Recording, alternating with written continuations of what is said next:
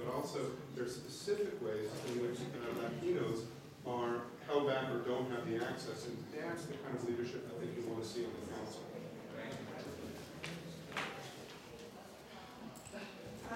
The next question has to do with affordable housing here in DC, and we know that it's an issue for all of the residents in DC. But we want you to address specifically the issue of affordable housing and what would you do to ensure that Latino residents also have access to these affordable units. Thank you. Since you're next and then Mr. Orange. Absolutely. Again, I would say, as a resident of Ward 1, I understand the plight of affordable housing, particularly for people who are employed. It's not just a low-income issue. I see the Hispanic community being moved around and shifted around from one area of the city to the next area of the city. I've lived here for over 35 years, and affordable housing is one of the mantras that I'm pushing, because we're building all of these places in Ward 1 particularly, and the rent is even just the rent, not even affordability. I think we need to be homeowners as well. But $2,500, you can't very well pay for that kind of place to live without having an income. And Mr. Orange speaks about this disparity. There is a disparity, but the disparity comes again from education. 80% of Caucasian Americans in Washington, D.C. have a college degree. 22% African Americans have a college degree. 3.5% Hispanics have a college degree. And generally, your education is what causes your income to increase so that you're able to afford housing. So I still say, I've worked at UDC. I'm a former educator at UDC. I was a part of forming that community college. Workforce development is extremely important. You're either a part of what W.E.B. Du Bois espoused and being an intellectual and an educated person that could move up in jobs so you can get that $425,000 job, or be like Jay-Z or Ricky Martin and be an entertainer and make that kind of money. But education is the key. As it relates to affordable housing, I believe that the government needs to get back on track with the plan that we created back in 1999, 2000, the Economic Resurgence of Washington, D.C. Citizens Plan for Prosperity. In that plan, it called for 55,000 units of housing. Of that 55,000, 19,000 were supposed to be apartments. And we were able, in order to achieve that, we have to fund the Housing Production Trust Fund. We have to fit $18 million in there on an annual basis. You use that $18 million to leverage, you can get $200 million, as long as you can pay the debt service.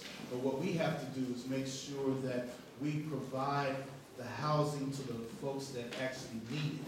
We have to move away from the area of medium income and even come down closer to folks that are making $30,000, $25,000, and make sure that we provide affordable housing for that population.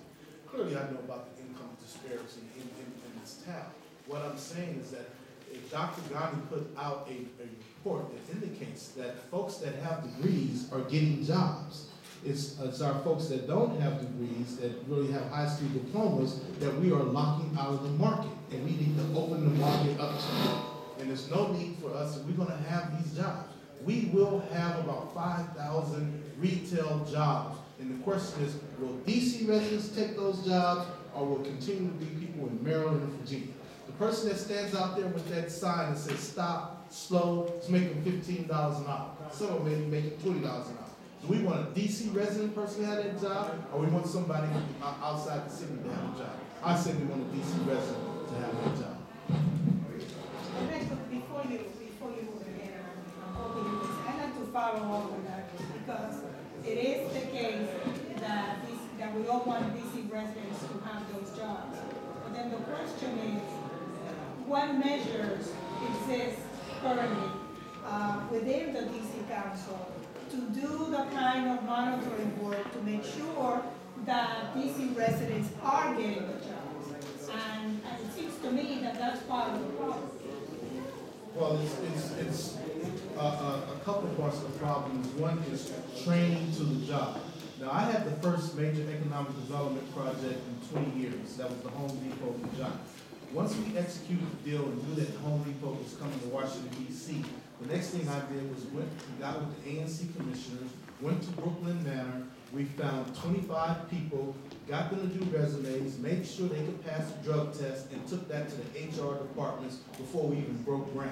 So by the time they broke ground, we already had our people that had been interviewed, and when they opened those doors, people were walking across the street from Brooklyn Manor to those jobs. They were walking across the street, working at Home Depot, working in Giant. So it's about training to the job and cutting the deal before you break ground.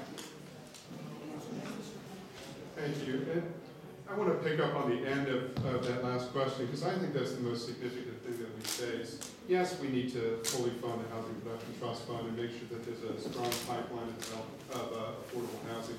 But the real issue that we face in so many of these issues is a lack of transparency around what goals that we want to be setting, a lack of accountability, a lack of what are called clawbacks, which is if we set goals for folks, if we provide incentives for people to provide jobs for our residents and they don't do it, then what happens? We don't have clear goals, we don't have clear accountability, we don't have these kind of clawbacks. The other thing that I'm not hearing a lot of, which is I think one of the main reasons why we are here, is to connect this to the special needs of the Latino community. So we're talking about very specific sets of issues, general policy, but specific issues around language barriers, around cultural barriers, around flat-out discrimination that occurs. Again, from my Prince George experience, one of the things that I know well, is it's not just about availability of affordable housing, it's also about the quality of affordable housing. So one of the things that we need to do is make sure property standards are enforced, especially in areas with those large Latino populations.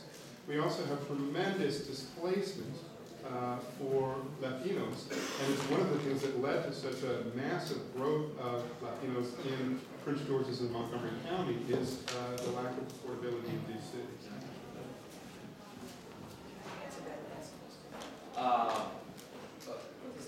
Go ahead.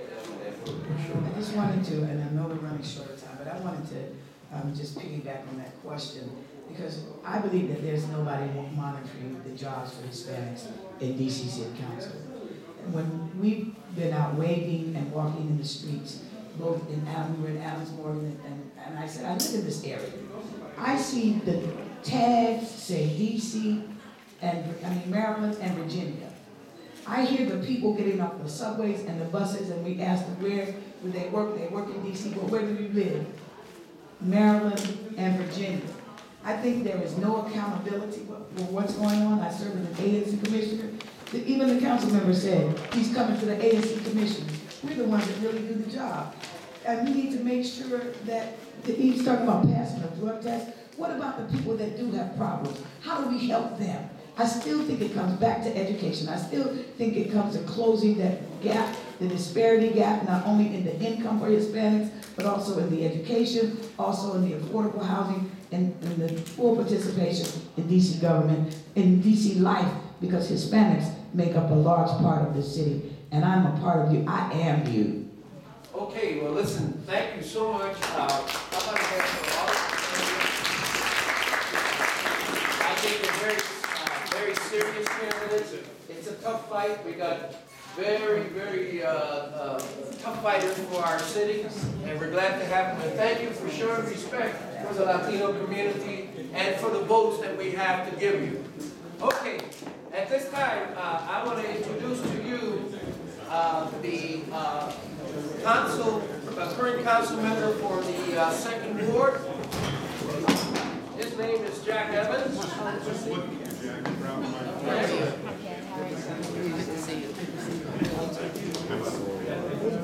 We're going to seat you right in the middle of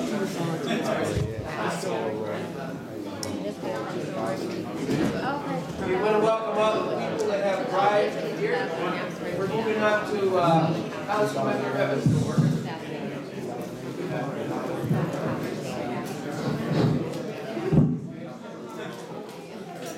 All right, thank you, everybody. Let's settle down and get into what's that?